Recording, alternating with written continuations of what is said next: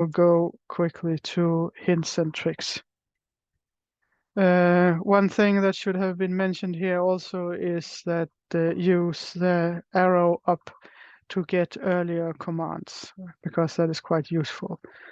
But otherwise, there is a tab that you can press when you have started to type a command or file, and it will autocomplete if there's no other matches, or else it will suggest possible matches. And that is very useful if you're writing something long. So if I said LSA and let's see, cat A, and then press tab a couple times, and it will list everything with A. And if there's only one option, it auto-completes to that. And there was no content of ADA, but tab is very useful. And then shortcuts on the command line. If you have been writing something, a long command here, and instead of using left and right arrows, you can use Control A to go to the beginning of the line, Control E to the end of the line, and you can use Control L to clear the terminal. You can also clear it by saying clear. As mentioned, tab is autocomplete. Arrow was up while you cycle through commands. Control R gives you a prompt to write text to search, and those lists are saved in bash history in your $home, your home directory. One more important thing, alias.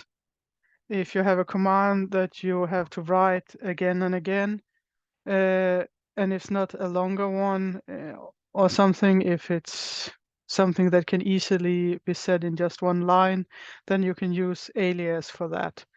And you can run alias to see what currently defined aliases you have. And it might contain something like this. So if you say dear, you get ls minus L capital A capital F or something like this. Put stuff there that you think is useful. To create a new alias, you can say alias, the name you want the alias to be, equals, and then in exclamation marks, the command that you want. It will only be valid for as long as that shell is active. If you log out, it will no longer be, and you have to write it again, unless you add it to bash rc or bash profile or .bash profile file. Then it will be there and stay there. And in order to add a new alias to a .bash rc file, you can, using nano, open the file like this. Here it says that you open it in your home directory, so it will open it regardless of where you are. Inside the editor, scroll down to where your aliases are. If you have none, just add them at the end like this here. So put stuff that you find useful there. Save and exit the file with Control X, and then say yes to save. Next time you start a shell or after a new login, your new alias is available. To make it available immediately, you can run the command source on this file. And what that does is that it simply runs it. So it executes it and then it's available. And so then some miscellaneous. Write clear to clear the terminal. You can use history to see a list of most recent commands. You can change the number of saved commands with the hist size in your bash.rc. And there's an example here of how you can do that. Many of the programs on Linux will give you information of how to run them with man and the name of the program. Sometimes you can also do the name of the program and a space and minus help. That might also give you something, but man is more commonly used. Okay, let's move to the summary. So what did we look at? We looked at the command line and what that was. It was an interface for typing commands directly to a computer's operating system. And it often gives you more capabilities than graphical user interface, and is also often faster.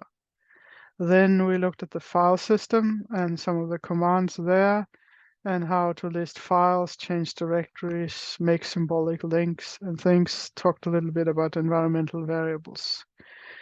We looked at some editors, both for command line and GUI, a little bit about data handling, archiving, file transferring, syncing, compressing, decompressing, and pattern finding. Very little bit about scripting and alias. And you can find a lot more information in these pages here. And if you have questions, you can go to this place here at NAISS support, and you can ask questions there, or you can ask us now, or you can write it into the Q&A file. We will take a look at it later today, at least, if there's anything. So.